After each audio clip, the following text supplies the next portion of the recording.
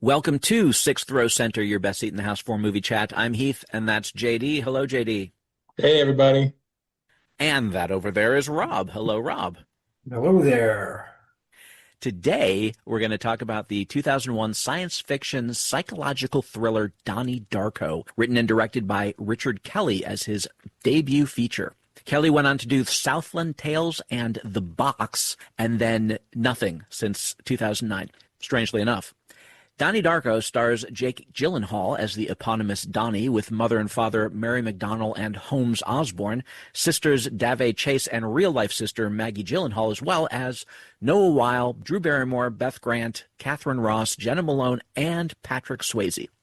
The story centers on Donnie, a troubled teenager who inadvertently escapes a bizarre accident while sleepwalking, while having visions of a spooky rabbit who informs him of exactly when the world will end. But there's so much more going on than that, and we'll get to all of it in our scene-by-scene discussion. The film was shot in a 2.35 to 1 aspect ratio, so a little bit thicker than standard. It was made on a $4.5 million budget, if you can believe that, though I guess back in 2001. And it grossed $7.5 million at the box office, which made it a modest financial success. It really hit its stride on cable and became a cult classic there. Critics were split, giving it generally favorable reviews, but there were just as many who didn't like it as who did. Audiences seemed to enjoy it much more. It was completely avoided by the Oscars, despite the fact that it could have at least been nominated in several categories, from script to score to acting. But you all know my feelings about the Academy Awards.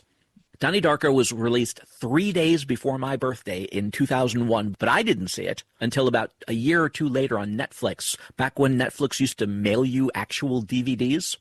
I was totally blown away, mostly by the concepts that are delved into, but definitely the story as well. I've seen it multiple times since then, including the director's cut that was released 3 years later.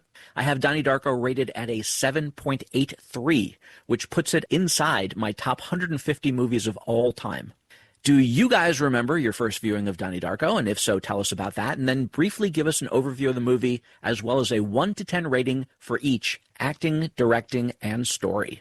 The first time I heard about it, I was just talking to a bunch of younger people when they told me about it. This is way back in 2001, 2002, I think it was. Anyway, they told me it was a great movie, you got to see it. So I caught it on cable, and I agreed. I really liked the concept, the story, the mood. It was different from other movies. It just had a different feel to it. Maybe the way it was shot too. It was set in the 80s, which is my decade. So I really, it felt a little bit homey, in a way. A lot of the things, the way people behaved, they kind of got right. The characters felt like they were in the right decade. So just the atmosphere of the movie. That was the one thing that I liked. Of course, the music. I love the music. Bias, of course, because it's 80s music. Also, the concepts, that we will get into later. I really liked the script. The acting was pretty solid. I didn't know who Jake Gyllenhaal was at the time. I thought he did such a great job. Yeah, so I would give the acting a solid 7. Pretty solid cast. Didn't need any special effects. It was just story driven. My first viewing of it, I was getting the subject matter of we were talking about the time travel and all the little things that they talk about.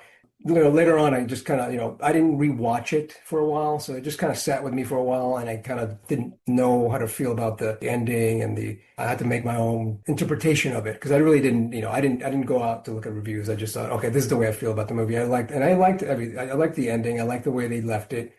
I liked the way the movie looked. Some of the shots were, you would look at them and go, why did they do that? And then looking at it now, there was a purpose to what the scene was. They're trying to show you of the time period. I like the way they shot it, and I like the way I'm not sure if they used a filter on it, but it just felt a little bit grainier than usual. I don't know what it was about it. I like the directing a lot. I would give that again a solid 7, and also the story, I give it a 7.4. It also felt like a novel, like someone was reading a novel out to me. That's what it felt like one of those, I don't know, coming of age novels with a little sci-fi in the middle of it. So my rating is a 7.5 for Donnie Darko. And what do you think about the movie, James? Well, I just watched it for the first time for this episode, so I missed it for 25 years. I watched it on Amazon Prime, where both the regular theatrical and director's cut are available, just FYI. I watched the theatrical cut. I thoroughly enjoyed it. Fun movie. It's also like the number one thing I'll say is it explains Jake Gyllenhaal's career. He had this one big introductory character that he played that set him up because I'm not sure what else he's done or why he's famous other than this. Yeah, fun story. I saw it just maybe a week ago now because we were delayed in recording, but it hasn't really sat with me much. I haven't rewatched it. I thought what I take as a twist there at the end was fun and fine. It's not like overplayed, but it definitely to me was Jacob's Ladder. This is just another Jacob's Ladder story. I still thought it was clever, so I would give the story. I'm right there with you, Rob. I give everything pretty much a 7 or 7.5. The acting, directing, and story, all above average. Fun film in the end, but maybe not amazing. And Heath, you already mentioned it. You've watched it several times, and you gave it an amazingly high score on your scale, which is a very strict scale, I would say, where a 7 is already a great movie. Yeah, as I mentioned, I rated Donnie Darko at a 7.83, so just barely below elite. If you go through with a fine-tooth comb, some of the sciencey stuff might not hold up, and it's a time travel movie, so if you look hard enough, you're going to find inconsistencies. But the ride is so fun and interesting, I thought, and that's why I gave the story an 8, because I thought it was a great story. I also gave the acting an 8. I actually am a Jake Gyllenhaal fan. I could tell you a lot of different things that he's done, and he definitely did the heavy lifting in this one as a guy who not only thinks he's going crazy because of all the things that are happening to him, but he's also dealing with being on some sort of mood-altering substances. I don't know if he was on antidepressants or what sort of drugs he was taking, but it was supposed to be affecting his mind, his mood. And also he's dealing with a budding romance at the same time. So I thought he gave a really good performance. But the supporting cast I thought was just excellent as well. I particularly liked Beth Grant, who is the annoying teacher, Mrs. Farmer. She's done a lot of movies, and she oftentimes plays that sort of a character, but she was just great in this. And Mary McDonnell as the mother, I thought gave a wonderful performance. And everyone else was just spot on, even though they were much smaller characters. I felt Richard Kelly's direction was really good, especially for a debut feature, and a feature that dealt with, some special effects, such as they were back in the early 2000s. They were okay. I gave his work a 7. I liked it. I thought there were some really well-shot sequences. I loved the end montage. I know I've seen this sort of thing in other movies that was done similar, but I think that might have been like the first time that I ever saw something done quite like that. And as I mentioned previously, I gave this one a 7.83 overall, so very, very good marks. Well, shall we do our scene by scene, hitting every detail so we will leave no stone unturned? Are you guys ready? Oh, yeah. Ready? Yes. Then let's do it. Donnie Darko begins with Donnie, again, that's Jake Gyllenhaal, waking up at sunrise in the middle of an empty country road high in a mountainside with his bike laying off in the grass. He's in his pajamas, barefoot, and apparently he got there sleep biking. He seems genuinely happy, or at least somewhat bemused, as he gets up and he rides his bike back home to the strains of The Killing Moon by Echo and the Bunnymen.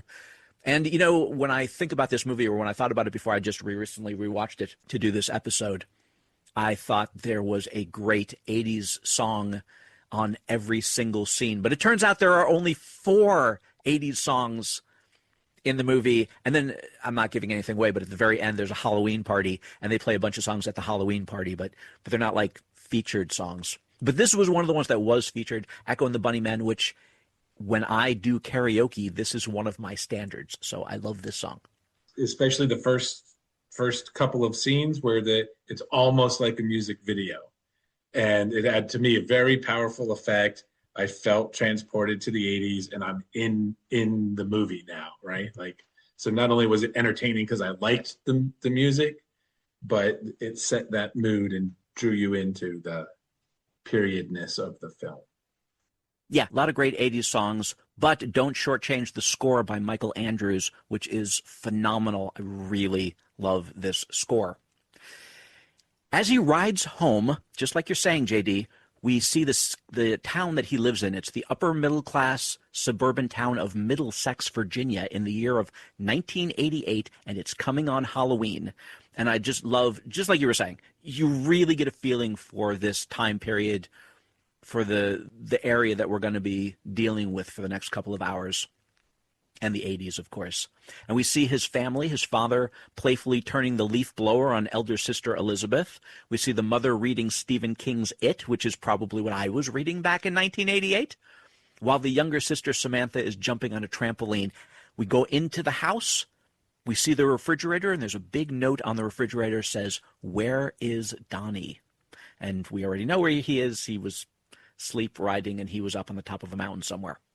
We cut to dinner that night. Elizabeth is goading her father by telling her that she's voting for Dukakis instead of Bush Sr. Apparently, she's expected to be getting into Harvard this fall, but the fun and somewhat foul-mouthed banter around the dinner table turns a little bit ugly when Elizabeth blurts out that Donnie has not been taking his medication. And I mentioned that already, about that he's on some sort of mood-altering or mood-controlling, maybe, substances, if he's on antidepressants or something. Do they ever say exactly what he's on? Do you guys remember? Not that I recall. I think he was on a bunch of things, right? Oh, was it a bunch of things? I think it was like antipsychotics or Antipsychotics. antidepressants. Right. Yeah, it was a pretty serious thing. I mean, it was a point for that character Right, and his because relationship to the family. Eventually, the doctor says she thinks he's schizophrenic, right? Yep. Something. He wanted to up his meds. And up the meds, right? they wanted to Yeah, so up maybe it was meds. antipsychotics. Yeah. So yeah, I mean, he was. I'm just saying, as an actor, to be thinking about, okay, I'm on these, and other things are going on, and I think I'm crazy, and I'm going to school. I'm a teenager. I have a budding romance, and just, I thought he did a really good job with this particular part. Anyway, later, the mother, Rose, who is Mary McDonnell, who, yeah, again, I thought she was so good in this, visits her son's room to find out where he goes at night. I guess he does this every night, and he is openly hostile, but he doesn't reveal anything other than that he doesn't like taking the pills that they want him to, and he calls her a bitch through the closed door after she leaves. And you can see he immediately feels bad about it. The father, Eddie Holmes Osborne, comforts Rose, saying, I love this line, "You're not a bitch. You're bitching, but you're not a bitch." And I like that you get the feeling that this is like a real family, right? Warts and all. So Donnie takes his medications, and he looks really unhappy about it in the mirror as he's doing that. In the middle of the night, Eddie wakes up, goes downstairs to watch some TV, and falls asleep on the couch. And there's a title card. This is really the beginning of the story. I mean, the part we saw was sort of a precursor. You're introduced to the family, but this is where the story starts. The title card reads, October 2nd. Donnie hears a voice telling him to wake up. He sleepwalks to a golf course while the voice continues speaking to him. And once he's there, he comes across someone in a really spooky bunny rabbit costume who tells him that in 28 days, 6 hours, 42 minutes, and 12 seconds, the world will end. At the same moment, Elizabeth comes home from a date. She's standing at the front door when all of a sudden something falls onto the house, crashing through, waking everybody up, scaring the crap out of everyone. Well, yeah, I think you're almost understating. Like there's a giant explosion or something. Like the house is shaking. Everybody is rattled awake, like an earthquake or an explosion. Like an earthquake. That's what it seemed like. Yeah. Yeah. Mm-hmm. Having lived through many of them out here. You don't know what it is, and the last thing you think of is what it is later. Yeah, oh, yeah, definitely. You don't know what the hell's going on. Yeah. The next morning, Dr. Fisher, the local doctor, and the local motivational speaker, Jim Cunningham, who is played by Patrick Swayze, find Donnie asleep on the green and send him home with a very slight admonition. Donnie has written the time that the rabbit gave him in magic marker on his arm. You kind of notice for like a split second as he's walking out the door, he grabs the marker off of the refrigerator door where they left notes for each other, or the mother at least left notes for him. When he gets home, there's a big crowd with police and fire trucks around his house. It seems that a jet engine came out of nowhere and fell on the house. It fell directly in Donnie's room. If he had been there, he would have assuredly been killed. The FAA is investigating, and they're paying the family to stay in a hotel for, it doesn't really say, but I guess it was a couple of nights. I mean, already at this point, wow. So that's just the craziest thing in the world. A jet engine falls through the roof of the house and destroys his bedroom specifically, and he was out because this rabbit woke him up and had him come outside. That gripped me. I want to know what's going on. For sure. And you do get right away now, we're already introduced the fact that he's on meds, but yet this person's prediction, this crazy, what you assume is a hallucination, is predicted something pretty accurately. You know, like right when he predicted this, the engine mysteriously falls through his room. Like the first time I watched it, I'm not sure I connected the two. The world's going to end just because this happened. How does that have to do with the world ending? It's the an world ending. It's a little bit bigger that I than. know what I'm talking about. You know, like to me, it was a sign from the future. Especially since I don't want to jump too far ahead, but they don't know where that engine came from. It's a magical came from nowhere engine. There was no airplane that lost an engine. In fact, what they say is there were duplicate numbers. That engine is still on the plane somewhere, supposedly.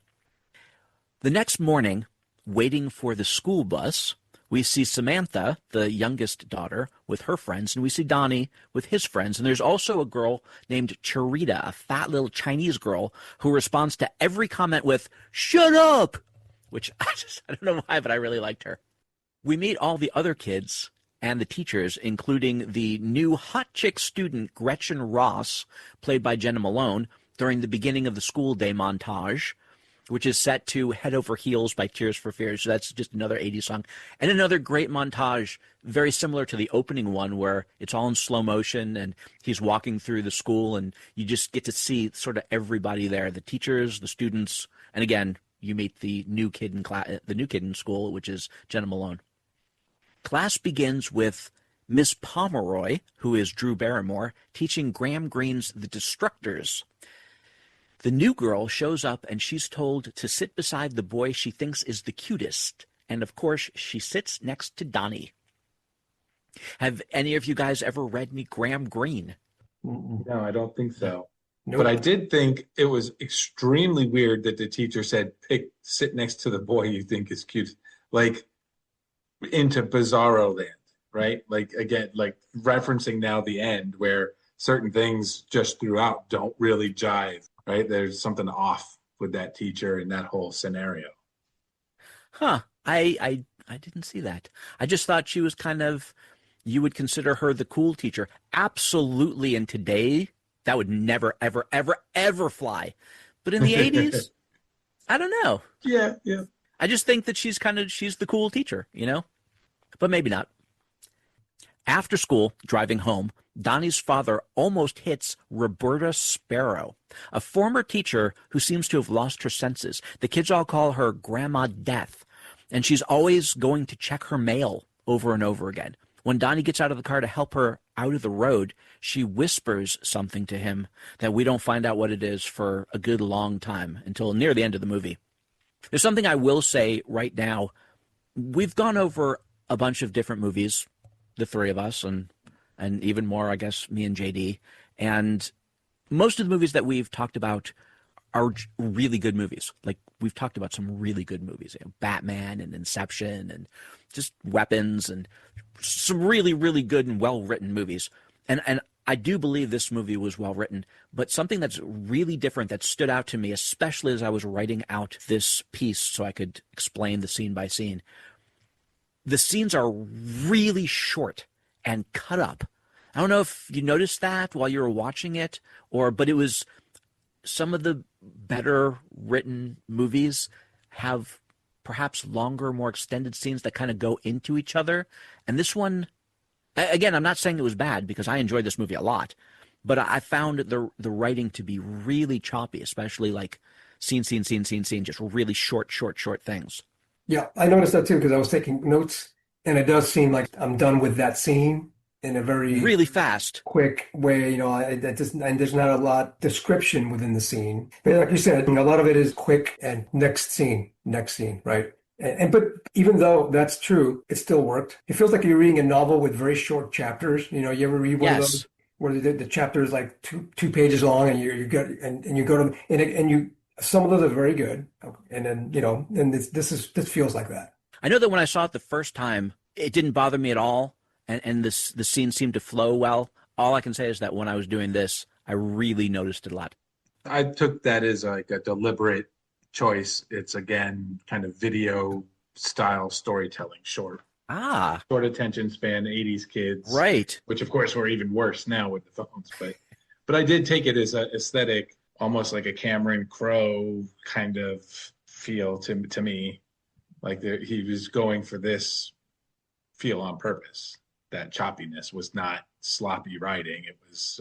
It might have been more surface level, right? Telling the story in this a little bit thinner way, but deliberately. It kept the movie going and kept it fun and kept all the little mysteries fun and engaging without being too overwhelming. Later, Donnie goes to his shrink, played by Katharine Ross, and he tells her about the guy in the rabbit costume, who he calls Frank, telling him about the end of the world. And when she asks him if he thinks the world will indeed end, he replies, "No, that's stupid."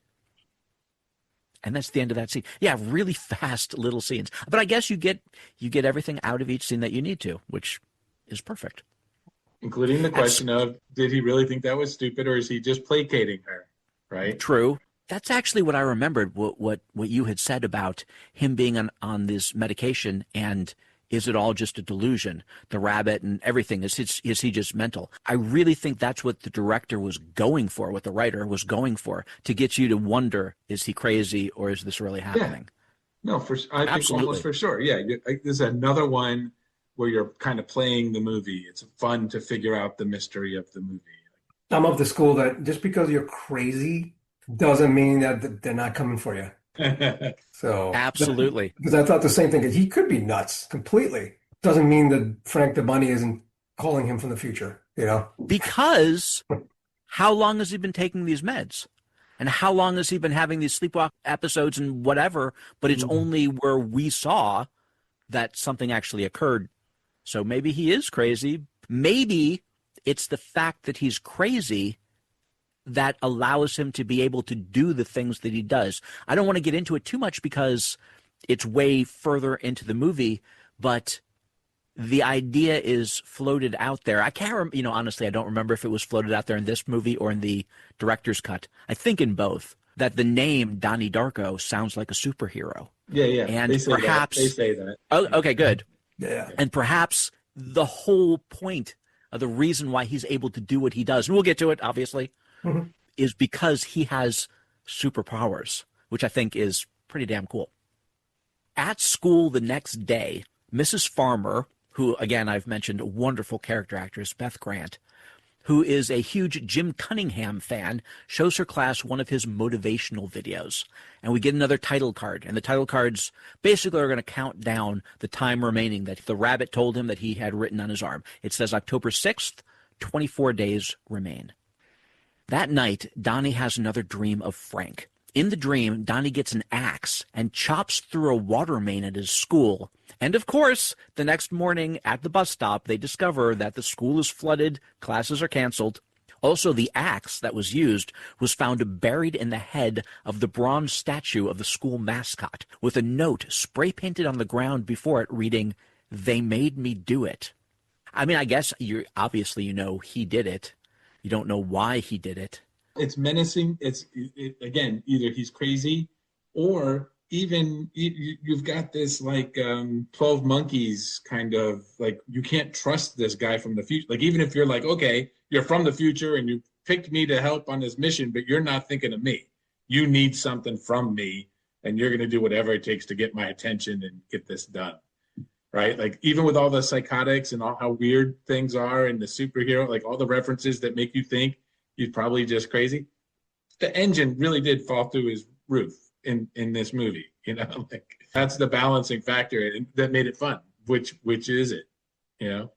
Is he crazy? Is he time traveler? Is it both? Yeah, there's a couple of things going on there because of the book they were reading, during their English class, right? Oh, Graham the Graham Greene, Greene? right, has a scene within the book Oh, where right. That's where right. they talk about it before, and yeah, it is before. So yeah, there's the idea, right? Inception. There's the idea, right? And he goes and does it, and then also they made me do it. Is always the excuse when you're. I heard voices. They made me do Mm, it. I didn't do, it told me to do it. So there's like a couple of levels there.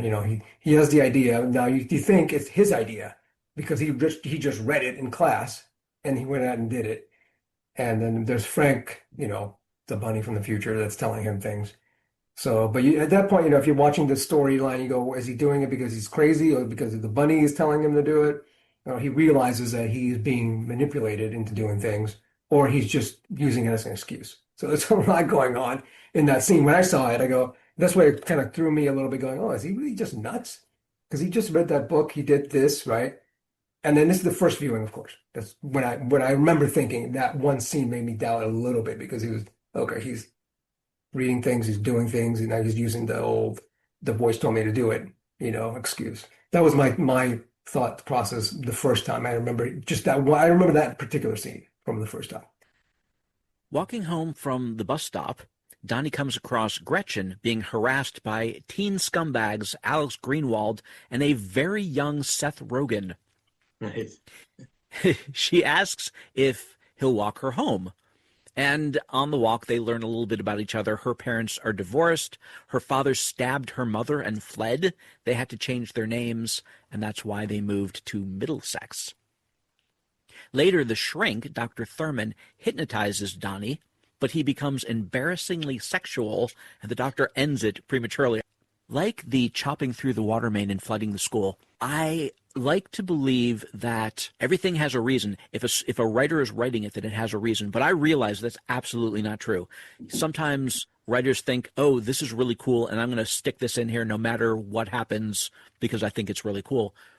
I thought maybe there was a reason why the school needed to be flooded, perhaps.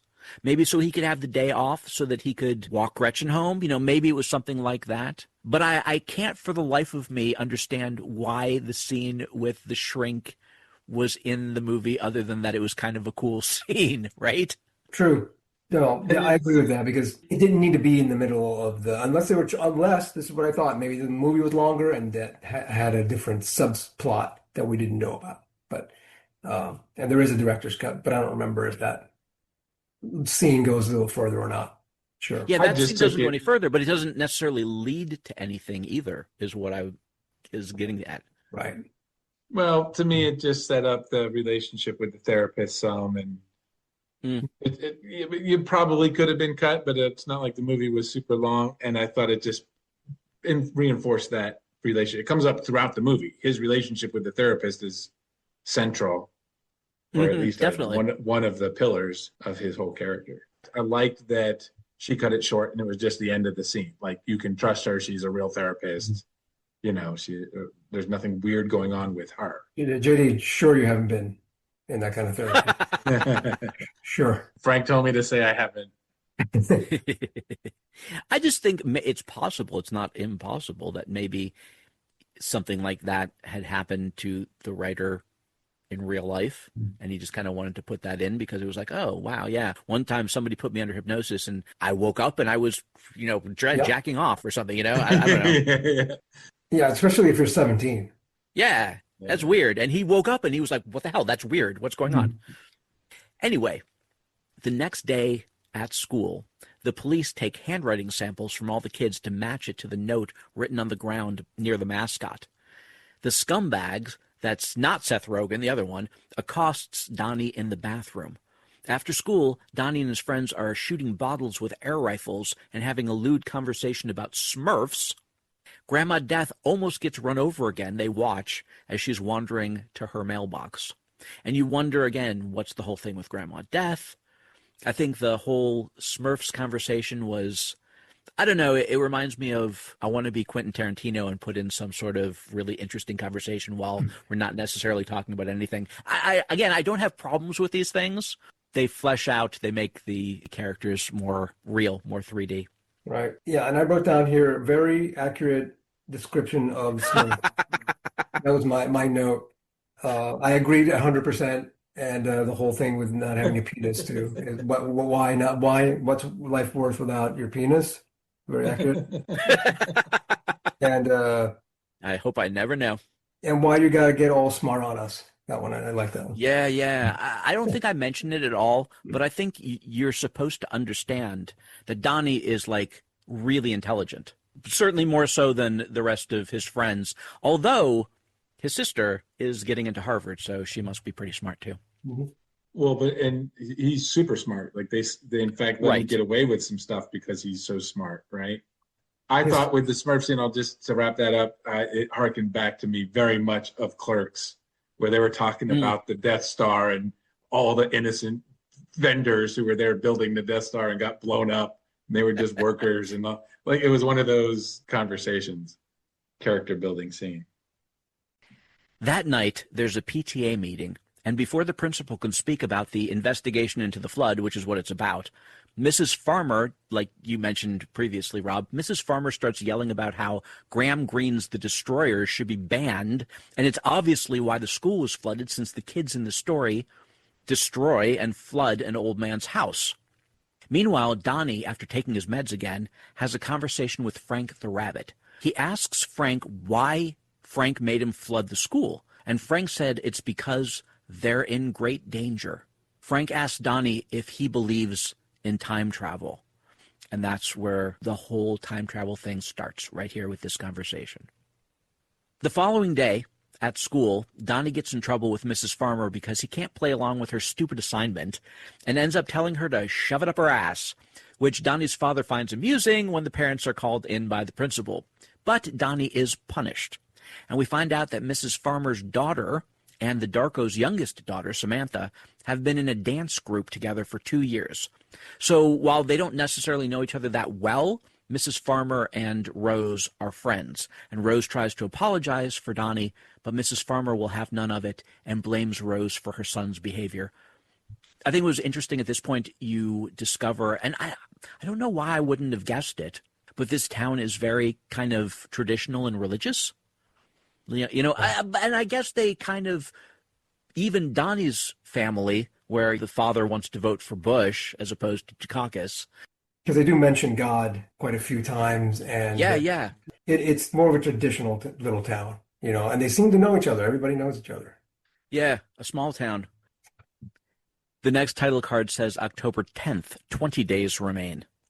At school, Donnie asks if his science teacher, Dr. Monatoff, played by Noah Wylie, if he knows anything about time travel, and they discuss wormholes and Einstein and Stephen Hawking. They briefly mention Back to the Future, and then Monatoff tells Donnie about Grandma Death, Roberta Sparrow, who she was once a nun, he says, and that overnight she became a different person, quit the church, wrote a book, The Philosophy of Time Travel, and then became a teacher at that school before she got really old and went crazy, I guess. Very interesting stuff, because one of the biggest theories that we have now was priest came up with a Big Bang theory. Huh. And it was a priest that came up with that idea. He was friends with all the physicists and everything, and he was, I think he was also a physicist, or into a mathematician as well, but he happened to be a priest, and he came up with the idea of the Big Bang. It's a singularity. It jives with the whole thing with the Bible anyway, because there was darkness and then there was light, right? But keeping in with the religious part. She was a nun as well, and then something made her not change, but see something in the universe that she hadn't seen before, as a religious person, as a nun. Or maybe that's why she saw it. I remember not this last time I saw it, but the time before that, and I couldn't tell you exactly when that was, years and years ago. Again, I've seen this movie a bunch of times. I just got crazy into it for whatever reason. I think maybe it was the first time I had seen the director's cut, but maybe not, because I think I saw that a couple times. Anyway, I went online and I found there was somebody had put together what they called the book that she had written, I can't even remember what it was called. Philosophy of Time Travel. Philosophy of Time Travel, exactly. And I had a copy of it, and I read it, and it was like, it was really fucking cool. It was just really cool. I mean, it was short. Somebody put it together, I think, from different things from the movie, different things that they'd heard the director say, different things. It was very cool. I don't still have it. Grandma Death, she was a nun. Also, she's crazy, right? Kind of like Donnie. Is she, though? Right. So Donnie, remember, Donnie ends up, it's kind of like Donnie's future, right? Yeah, it's Right? exactly what it is. So it's somebody who notices something about the universe, and it's hard as a human being to describe and to deal with it, and her outlet was to write this book, and be, it might have changed the way she saw the universe, and then caused her sanity to slip. So sort of in the same way that Donnie is going, and the path that Donnie's going down to. So maybe that's why he kind of, I don't know if he relates to her, but he doesn't dismiss her as crazy. He says there's something about her. She did whisper something to him that we don't know. And I don't want to get into it too much, but what I think happened to her was she had an experience just like Donnie is having right now. And this is what happened to her. We'll talk about it later when it gets closer to us understanding exactly what experience it is that Donnie's having. Okay. But he gets sucked in when he learns that she wrote a time travel book. His internal point of reference seems to shift. Like, Yeah. oh, not just crazy. So Donnie tells his shrink that he thinks Frank wants him to talk to Roberta Sparrow, time travel being the common denominator between the two, which I just mentioned. That's when we finally find out what Grandma Death whispered to Donnie.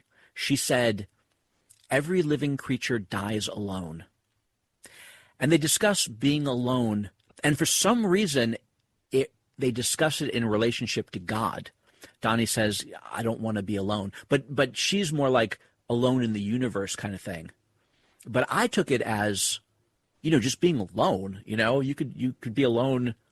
Like, we're each alone right now, even though we're together. You're alone in a room. That's kind of how I took it. But in the story, in the movie, at least the shrink was discussing it as spiritually alone. And there's a lot of that, of religious stuff. And I'm not sure I realized that the first couple of times I watched it, but I really got it this particular time. They talk about it a lot. Well, and he has a very visceral reaction. She doesn't answer her question right away. He just says, "I don't want to be alone." Like, yeah, he gets very sad. Absolutely, I don't want that. Is this part of his psychosis or whatever? It's at this point when Donnie begins seeing what I call the wormhole of motion. These watery tentacles that come out of everyone's chests that seem to be the precursor to motion that they make. And when his own appears, he feels compelled to follow it to where it leads, and it leads him upstairs to his parents' bedroom closet, where he finds a gun in a shoebox. I can't remember what we were talking about. I guess maybe it was Inception, the last time we got together. But you were talking, one, about wormholes, and two, about how they can cause you to move in certain ways. And this really, completely, that's what was going on here. Yeah, we did. I did bring that up because they were talking about how we could be moving through space through micro wormholes all the time. That's what it was. Yes, so we're moving from one place to another, and that's how we can move through infinity, because 2 points, right? And you can break them up into infinite amount of points, really, right? That's one of the things in math says. A line can be broken up into infinite points forever. So how do you get from one point to another? That's always been the thing, and then. So yeah, it's kind of interesting. Yeah, physics is taking such big turns these days, but that this is kind of a little bit before its time, a wormhole that you're a part of, and it guides you and takes you. And but we can talk about more about because that's just a little bit of it. I wrote down these are wormholes of destiny, because they take you to where you're going all the time. And like JD said, maybe we're predestined a little bit. Donnie just followed the thing that was put out for him, and that's where it took him to get the gun, right? Except he chose to get up and follow it. It comes out of his. Maybe he didn't have a choice, but it looked like in the story he looks at it and he's like, "I'm going to follow this thing, see where it's leading to." Whereas the other people didn't have a choice; they couldn't see it, they didn't know. I will mention that a long time ago, I worked for a scientific research facility once, and one of my jobs was literally scouring the internet to find all sorts of tidbits of scientific things that were coming up. And one of them, God, a long time ago, is that they had discovered that there were parts of the brain that came alive that were literally the precursor to motion.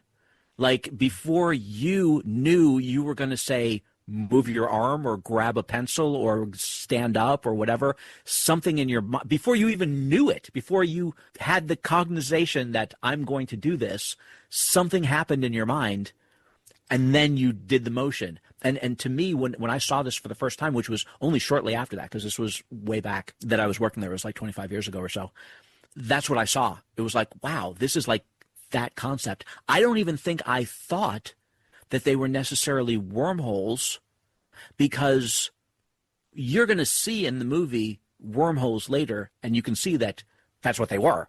This watery thing. That's what he was going for. But at that point in the movie, the only person who had even mentioned a wormhole was the teacher, and he just kind of mentions it in passing along with, time travel, and they were having this little discussion, and maybe I just didn't catch it if it was supposed to mean more than that. It definitely does as the movie continues. But yeah, just cool stuff. Cool stuff. To me, I think the point of that was that Donnie deliberately chooses to follow the path. He could have, at least they could have shown us him turning and going the other way. So I thought it was pretty well set up that this was your future within those little streams, potential futures. October 18th, 12 days remain. Eddie and Rose visit Dr. Thurman. Dr. Thurman explains that she feels Donnie can't cope with forces that he feels are threatening. She tells them about Frank, the giant bunny rabbit, and the hallucinations that he's having, and she says these sorts of things are common among paranoid schizophrenics. She recommends more therapy and higher doses of meds. As parents, you guys are both parents, how you would feel about hearing something like this about your child. I also wanted to mention that I really loved the reaction of the parents in the movie. Mary McDonnell is great, and even Holmes Osborne, it's like, we love our child. We don't want to hear these sorts of things. Whatever you think we should do, we want to do it. We want to help him any way you think possible. She was really getting emotional about it, and I can understand that. What do you guys, could you even imagine? Yeah, I mean, I thought they had a very authentic reaction. And you've already hammered it, but I want to say that the supporting cast were all fantastic, including Mary McDonnell. I thought she did a just standout job. But all of them. One of the things to me that really stuck out was what a great supporting cast. Even like the buddies, and like the third tier characters are all, not saying like it took a huge range, but they were extremely well done. Yeah, just well cast, very well cast. Yeah. Right. And also the father, who doesn't speak as much necessarily, but you really see his expressions. Very well cast. Everybody was good. Meanwhile, Donnie, with a knife, is trying to break through a mirror to where he sees Frank is behind the mirror, and he keeps banging on it with a knife to try to get to Frank. Again, just little snippets of scenes, and they keep going. Again, I don't have a problem with it. It worked, but it was, I noticed that. Really short, tiny scenes. The next day at school, there's an assembly, and Jim Cunningham addresses the students and faculty. Students express their troubles, and Cunningham responds by telling them they need to stop being afraid and learn to love themselves. And then Donnie steps up to the mic, and he asks, how much is Cunningham being paid to be there? He gives his own advice to the students, such as stop eating junk food and try to exercise if you really want to lose weight, or take a karate class if you're being bullied. And it culminates in Donnie calling Cunningham the fucking Antichrist, which I can totally agree with. He's the sort of person who, obviously what he does is a scam, his whole motivational thing. That's what it's meant to be. But it seemed that only Donnie was able to see through him. After school, in the field where they go shooting, where they had been before talking about Smurfs, Donnie shows Gretchen the time travel book and says he's seeing all sorts of messed up stuff. And there are chapters in the book that describe it all things like the wormholes that are coming out of his chest, and he says that it can't be a coincidence. And I mean, how could it, right? It can't. He continues discussing time travel with Dr. Monatoff until it becomes mixed up with religion. And at that point, the doctor refuses to go on for fear of losing his job, which I thought was totally realistic, even back in 2001. But man, yeah, that stuff wouldn't fly today. The next day, while walking past Jim Cunningham's house, he comes across Cunningham's wallet, which is a little much of a coincidence. I think the point of that scene was to show Donnie where he lives. So he's got his driver's license, which has his address. He knows where he lives. You know something? I shouldn't even say that was his house. I assume it was his house because the wallet was in front of it, but I'm not totally sure. That was a little too much of a coincidence. I think they could have found a better way for him to discover that or even find the wallet, but it didn't really bother me too much as I was watching. Donnie tells Dr. Thurman about the tentacles that led him to his parents' room, but he lies about finding the gun. He doesn't say anything about that. I guess he's not lying by omission, I guess, if you want to say that. At school, the scumbags bring up Gretchen's father stabbing her mother in front of the whole class, which upsets her. And after school, Donnie tries to comfort her, and they share their first kiss. And then they go to the movies and see, of all things, The Evil Dead. They're totally alone in this movie theater, and Gretchen falls asleep during the movie. And Donnie sees Frank, and he asks Frank why he wears a stupid bunny suit. And Frank responds with one of the great lines, "Why do you wear a stupid human suit?" Love that line. Yeah, agreed. Love that. Always love that one. Yep. Donnie tells him to take off the suit, and Frank does, and he reveals himself to be just some young guy, except that one of his eyes is missing and it's all bloody. Frank tells Donnie to go to Jim Cunningham's house and to burn it to the ground, which he does while Gretchen sleeps in the movie theater. Just really cool visuals and very creepily done the way. I think all the scenes with Frank are pretty cool and creepy, and you just want to find out what the hell's going on. And like what I was talking about in Weapons, so many times you're given this mystery, and in the end when it's solved, you're like, JD, this is just Jacob's ladder. It's just a dream, and it means nothing. It's how stupid. I don't agree that that's what's going on in this one, which is why one of the reasons why I really like this movie. And we'll find out what's going on. Well, hopefully we'll find out what's going on at the end. To me, you can't ignore the timing, though. He goes and has this other hallucination, goes and burns the house down and comes back into the theater, and she's just waking up, right? Again, dream within a dream, or whatever you might want to call this, part of his psychosis. That's an incredible feat of timing. Meanwhile, Charita is doing an interpretive dance at the school talent show, and she's getting mocked during it, but at the end, everybody claps. However, that's followed by Samantha's dance group, Sparkle Motion, coached by Mrs. Farmer, and they're dancing to Duran Duran's No, No, Notorious, which is the third awesome 80s song that's played. They win the show, of course, leaving Charita alone outside with her sorrow. You really feel badly for this poor little girl. The firefighters who respond to the fire at Jim Cunningham's house find a huge trove of child porn in the remains, and he is taken away to jail. October 24th, 6 days remain. Mrs. Pomeroy, who explains to the principal that teachers are losing the children to apathy, gets fired. There was actually a subplot.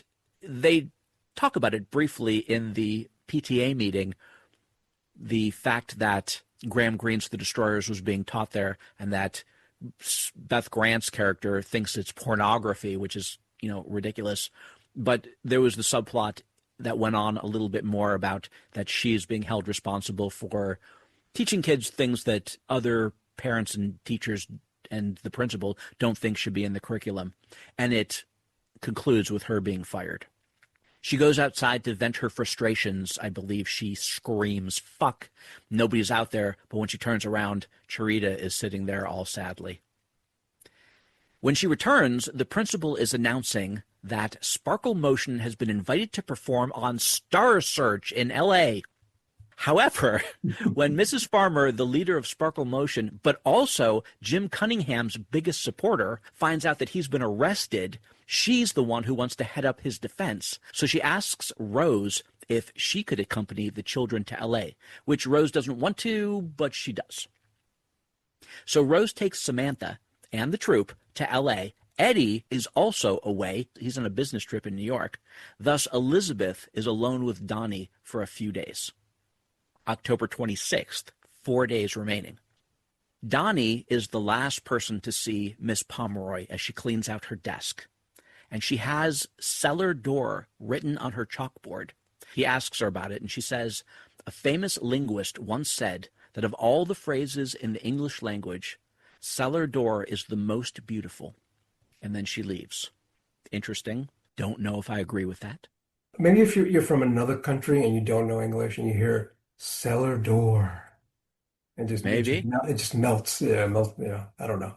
Theory. I would just point out, very dreamlike. There does turn out to be a reason why he needs to be thinking of cellar door later. It just seems kind of random. Donnie watches her and turns to see Charita at her locker. And he goes up to her and he says, "I promise one day things are going to be better for you." But she just says, as she always says, "Shut up!" And she drops her books and she runs off. And what we see on the cover of her book is a big doodle of Donnie Darko. Obviously, she's been in love with him for however long. Nobody realized it. Well, now he realizes it. Does this sound like Heathers to you, Martha Dump Truck? Remember? Absolutely. Yeah. Under hypnosis at the shrink's place, Donnie confesses to flooding the school and burning Cunningham's house. He says he must do what Frank tells him because Frank saved his life, which he did, and also he has to know what this is all about. And in a few days, he should find out. He says he has the ability to build a time machine. He's scared of what's going to happen. He says Frank is going to kill and the sky is going to open up. He begins to cry, and Dr. Thurman comforts him before waking him up. And I totally agree with what you said before about the relationship between Dr. Thurman and Donnie is certainly a crux to what's going on and understanding his psyche. And she is really a doctor, a mother figure, because he won't open up to his real mother. I don't know if you're going to mention this yet, but I think we've already passed some scenes where people hear Donnie talking about time travel and they stop and look. Like there's to me, there is a subplot of other characters in here from the time travel storyline that seem to be guiding him or at least monitoring him, including the girl. There's a scene with her where she overhears and she perks up. Which girl, the girlfriend? No, the Martha Dunstock girl. Oh, wow. I guess I didn't include them because I didn't even notice those things. Yeah, she was kind of peaked. She was listening to the conversation. Yeah, you can't really tell. Maybe she's just eavesdropping, but there's 2 or 3 times, and I think the teacher who discusses time travel with him, there's a scene with him as well, and there's a few scenes. The therapist where it seems to imply again we get a reaction that does support the time travel theory here. So he's not just crazy because there's external people reacting to that. Yeah, I mean, but if it's a dream, what does it matter what they're reacting to? They're not real either. That's the reveal at the end is it's not psychosis or a time travel, it's a dream. Again, they could all coincide, really, the 3 streams of what's going on, right? Because if he selected to die, then he could be recapping all of this in his last moments, and it's not a high fidelity copy of reality. It's a memory fidelity copy. October 29th, my birthday. 1 day remains. Elizabeth finds out that she got into Harvard, and they throw a small party to celebrate, but it becomes this big, rowdy party with tons of great 80s songs playing, which I mentioned. There's all sorts of really good, you just hear snippets of them as they show different scenes of the party. Lots of great songs. Everyone is dressed up in costumes because it's Halloween weekend. Gretchen shows up, and she's distraught because her mother has disappeared. She thinks her father found them. And she and Donnie go upstairs, and I think it's implied that they had sex, which I think is really weird under the circumstances. But I guess if you want to be comforted, you want to be comforted, I guess. I don't know. Anyway, they come downstairs afterwards. It's now midnight, October 30th, and we get another sign. It's October 30th, 6 hours remain. The two of them are really happy, but when she steps away for a moment, Donnie starts seeing the tentacles again. This time they're everywhere, coming out of all the different people all over the place. And his leads him to the refrigerator, which has a note written on it reading, "Frank was here, went to get beer." When I first saw that, I said, oh, because I didn't know who Frank was. We're not supposed to. I don't think Not at any of us all. do. Right. No one knows that. And that's the first time you see the name outside of his experience. And then you go, aha. He looks inside Gretchen's tentacle and is able to see a wormhole in a bright daytime sky. Donnie realizes time is running out. He forces Gretchen and his two best friends to go with him to visit Grandma Death to talk to her about time travel, something he said a few times he really wants to do.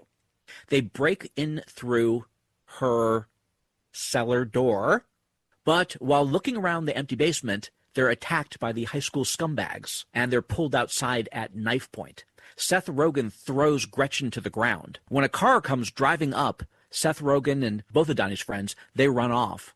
But Alex Greenwald, who's the other scumbag, asks angrily if Donnie called the cops, to which Donnie replies, "It's Deus Ex Machina," which is just another great line. The car is speeding and swerving all over the place, and it would have just driven right by them, except that suddenly Roberta Sparrow is out in the middle of the road going to get her mail, so the car swerves to avoid her and runs over Gretchen. The car stops, and a teen in a clown suit gets out of the passenger side, saying, "Frank, what did you do, man?" A horrified Frank emerges from the car. He's in his bunny suit. It's his Halloween costume, but he's not wearing the mask. And he has two good eyes. This, I don't know if you guys realize this, but this is Elizabeth's boyfriend who had gone out for beer. And he's like, why the hell is she lying in the middle of the road? I mean, he's obviously upset. He just ran somebody over, but he's trying to make sense of it, you know. How could it be his fault when there was just somebody lying in the middle of the road in the middle of the night, you know? But Donnie, horribly upset about this, pulls out his dad's gun and shoots Frank in the eye, killing him. He yells at Frank's friend, the one in the clown suit, "Go home and tell your parents everything will be fine." A very strange thing to say. Donnie drops the gun. He carries Gretchen back home, which I thought was slightly weird. One, could you imagine carrying a dead girl for as far as that's a long way to go? And two, Frank's car was actually right there and nobody was in it. I imagine the keys were there. He could have just thrown her in the car and driven there, but he carries her home. When he gets inside, he kisses his sleeping sister's forehead. The party is over. It's morning time. His sister's sleeping on a chair. He takes the keys to the family station wagon. Again, I'd written down here, I'm not sure why he didn't just take Frank's car. Above, the clouds are being all funky, and he realizes this is the emergence of the wormhole that he's been waiting for. The wormhole that, well, he's known about it, but he saw it specifically when he looked into Gretchen's wormhole. He drives off, and shortly afterwards, the police descend on his home. Obviously, he just shot and killed somebody, but Donnie's already gone. He drives to that same mountain road where the movie began. He sits on the hood of the car watching the wormhole, which appears as a long umbilical cord of clouds across the sky. In a voiceover, he recalls his first conversation with Dr. Monotov about time travel. And I didn't really mention any of those things, but it discusses how anything that's a metal vehicle, I guess you could say, that someone could get in, could be used to travel through time, travel through a wormhole, as long as it's completely made of metal, like a car or an airplane or different things. Obviously, they were talking about a spaceship, but nobody has one of those. At the same time, we see Rose and Samantha are flying home from L.A. Suddenly, something happens to the plane. It plummets out of the sky. Donnie, at the same time, gets into the car. We see Gretchen is dead beside her in the passenger seat. Now we see the plane engine, the engine that's on his mother's plane, the mother and the sister, falling out of the sky, the same one that fell out of the sky nearly a month before. And that engine is traveling through the wormhole. Donnie uses the station wagon as a vehicle to go through time, rewinding everything that happened the previous month. You see everybody, everything that we've seen through the movie going backwards. He's rewinding time. Even the good things that happen to people, the bad things that happen to people, all of it is being unwound. We go all the way back to the moment the engine crashes through the Darko house. Only this time, Donnie's in bed, and he's laughing, and he's happy. He's happy in the knowledge that he saved everyone in the town, a lot of misery, as well as saving multiple people's lives, including his mother and his sister, and the girl that he loves, by this sacrifice that he's making. The engine smashes into Donnie's room and kills him. And we see the new title card. It's back to October 2nd. And there's nothing about when the world will end on it. So to me, what that shows is that he discovered the wormholes. He found that for some reason, the jet engine is going to fall through this wormhole from the 30th of October to the 2nd of October. And he chose to go back in time to make sure he was in his bedroom to get killed, which changes all of the future. In the aftermath of this accident, we get this awesome rendition of Mad World by Gary Jules. That's the fourth 80s song that we get. And a montage of all the different characters. Dr. Thurman wakes up as if from a nightmare. Mrs. Pomeroy is sleeping beside Dr. Monotov, who looks around suddenly confused. I think in the director's cut, you have more of an idea that they have a relationship together. But in the original movie, this is the first time you realize, wow, they're together. Jim Cunningham is crying about the guilt he feels for the sins that he has committed. Mrs. Farmer is horrified, though she doesn't understand why. Charita somehow feels more peaceful. Frank is sitting and thinking about the Halloween costume that he's going to make, and for some reason he touches his eye. The FAA shows up just like before, only things are somewhat different with Donnie's body being taken away. Elizabeth is standing there holding back tears. Eddie is weeping openly while holding a dazed Samantha. And Rose looks like she's survived a war. She's smoking a cigarette standing over by herself by a tree. Just then, Gretchen bikes by. It's her first day in the neighborhood. Never been here before. She asks a kid what happened, and he tells her this happens to be a little boy who's the neighbor.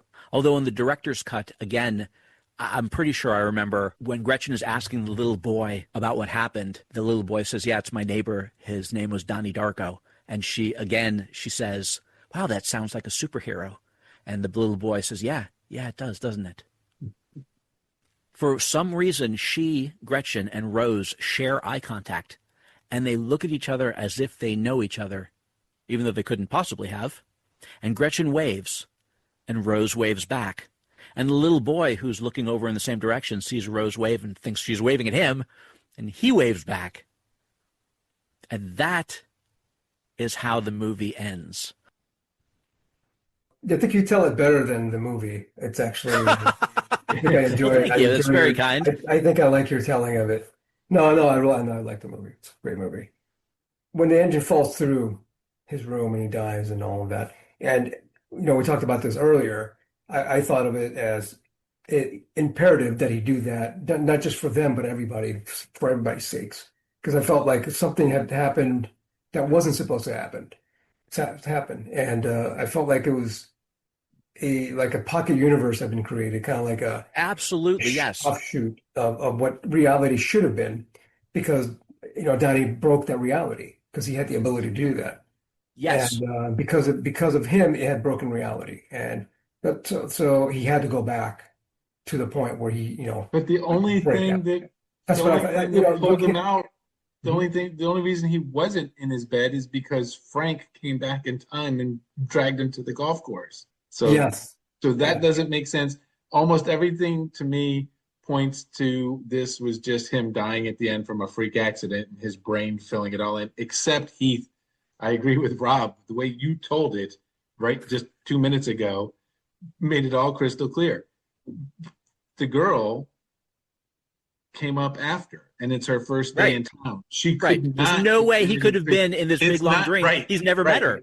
His subconscious Right. didn't have her in the background and filled in a story. She was brand new. Yeah. So it can't be that. It has to be time travel. Right. She was never part. Yeah, He she was did outside right. of that. Yeah, she was outside of that. Right. Exactly. Yeah. Yeah. No, I just. But there's so much though that doesn't make, to me, purposefully does't make sense. Again, I don't I think they're think so, accidents. yeah. I mean, I think it was a reality breaking moment, and him realizing it and then returning back, like, and the whole thing with the Donnie Darko superhero special abilities, and also, and I have this thing about the grandma, and I don't know if this was done on purpose or not, but the grandma death whole thing, she was, I felt that she was in a loop that she never broke out of, and that's why she was always going back to the Absolutely. mailbox.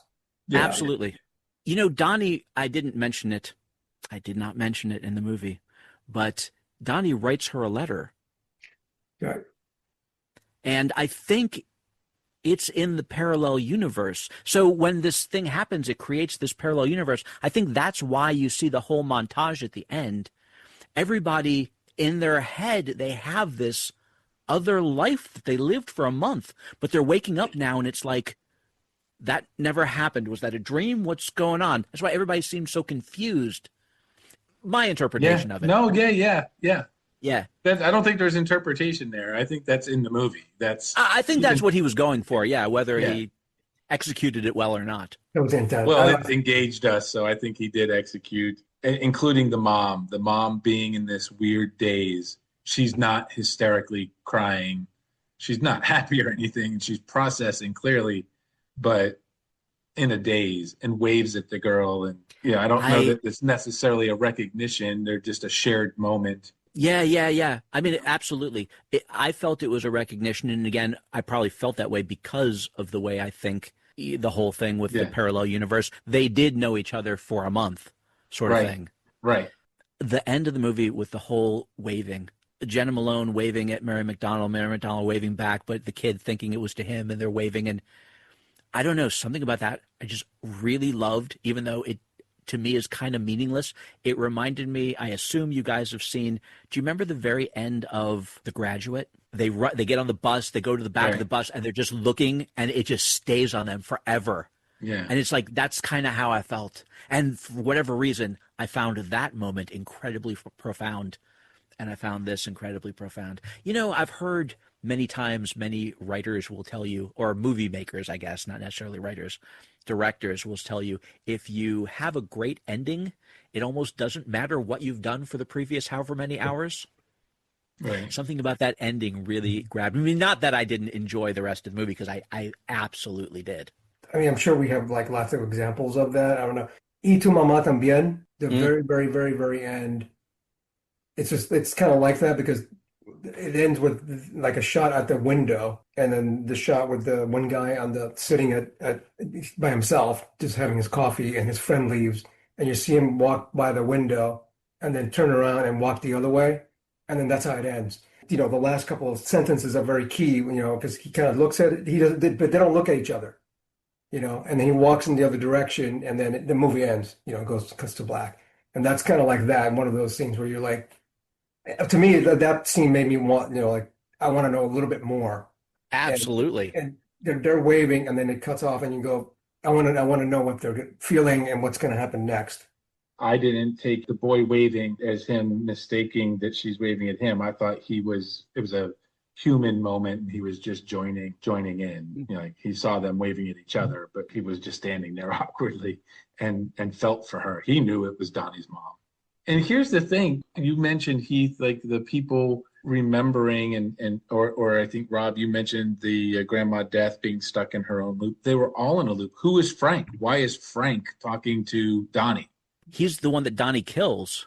I mean, I know, but is stuck in a loop too and becomes a time traveler to, like there is alternate universe time travel is impacting everybody. And I don't want to get too far into this, but if you go and do a deep dive on Groundhog Day, you hear people go deep into it. And he was in that Groundhog loop for like 20,000 years, right? Like it was an absurdly long time for him to get everything right. And the time travel aspect of Frank and all the other people who glance around at each other or, seem to be engaged in getting Donnie onto this timeline, as if they're all in their own loop or stuck in this alternate reality that they feel or somehow know is wrong. Yeah, what a great idea. I didn't even see that but that is really deep. They're all in it, yeah. Exactly. I mean, it is happening to us right now. You know that, We're right? in a parallel universe at the moment. We're all the time. According to science. If you believe that sort of thing, yeah. every decision from every person creates parallels. Every single I love second. that idea. Yeah. It's like how do you make that into a great movie? And I think that's what happened with Donnie Darko. Yeah, and if you don't, but if he leaked himself into that universe, like he created it, but he didn't create a perfect copy of that universe going in a different direction. It was an imperfect copy going, with him in it. That's what I feel like. Right. Right. Where science says, okay, you create a parallel universe exactly with everything that's here, but it deviates from that second or that instant. I can't even call it a second instant where everything is copied and it goes in a different direction. But I think the whole point of the world ending is that for whatever reason, this airplane engine falls off, and it does, and it kills him, but for some reason it goes through this wormhole to do it, right? And so because of that, it creates this parallel universe, but that parallel universe was going to collapse into the real universe on the 30th when the actual airplane loses its engine. So unless he fixed things, that entire parallel would be destroyed, which is what he is able to. Yeah. That's why the world was going to end. That world, that particular world, and it did, but it was done in a way that it saves everybody else in the original world. It heals the other timeline, I guess. As I'm saying these things, it's freaking warping my mind. It's just like you say, JD, because it's this weird loop. How did it start? Because Frank was the one who got him out of the house to begin with. I totally agree with you in that one. It's like, it's just, I haven't really figured out yet.